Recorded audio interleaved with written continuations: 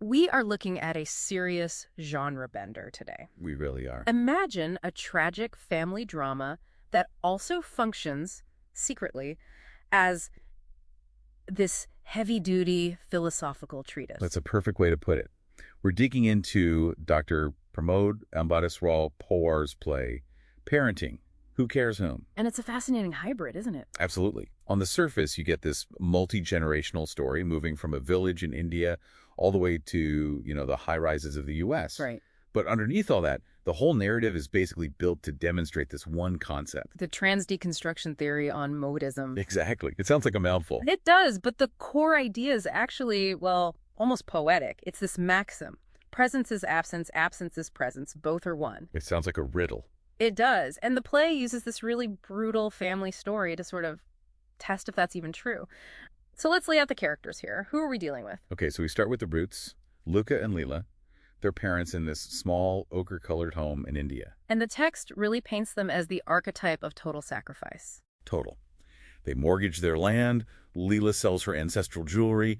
I mean, they strip their own lives down to nothing. All to fund the flight of their son, Levi, to America. They see his success as their own. Right, he's the wings. He gets to the U.S. and has what the play calls the unfurling.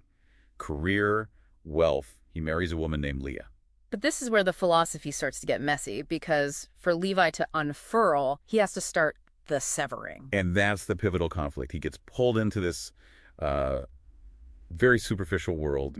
His wife and her ex-partner land, they manipulate him. And the letters home just stop. They stop. The connection just withers, and then you get the crushing blow. The letter. Yeah. The letter citing practicality, that cold corporate word, to move his parents into an old age home. He frames abandoning them as being practical. It's the emotional anchor of the whole play. Luca and Leila, they just die in silence, waiting.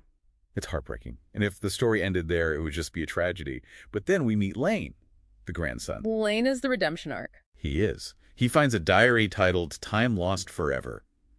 And he realizes there's this entire history, this whole family he was cut off from. So he reverses his father's journey. He goes back to India. And he finds that crumbling ochre home and starts to restore it. Okay, so this is where we need to plug that philosophy back in. The play argues Lane isn't just fixing a house, he's actually proving monism. He is. And this is where Dr. Pawar introduces something called the Pramod effect. Which is defined how, exactly? The text calls it a constructive, positive, visible, and cemented change that comes from, understanding this unity. So Lane takes the agonizing absence of his grandparents. And he transforms it.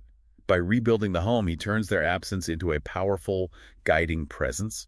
The idea being that care is an energy that travels stubbornly through time, even if the people are gone. But I want to push back on this, and the source material actually does too. Oh, it definitely does. There's that line from Leela, the mother, right before she dies. She calls it a cruel oneness. That is the hard problem of this whole theory. It's one thing for Lane, years later, to feel a spiritual connection. Right. But for Leela, dying alone in some sterile room, that unity didn't feel like a breakthrough. It felt like abandonment.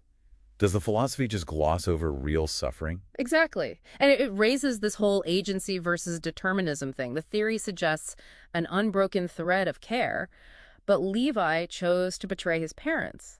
Lane chose to heal. So where does free will fit in? Yeah, does it let Levi off the hook if it's all just one big connected thing? The play seems to suggest the answer is in the result. The philosophy gives you the map, saying everything is connected, but you still have to choose your path. Levi chose what he thought was permanent steel and glass, and it left him hollow. And Lane chose the soil, the roots, and it made him whole. The Pramod effect isn't magic. You have to do the work. You have to acknowledge the past to stabilize the future. And that's really the final takeaway, isn't it?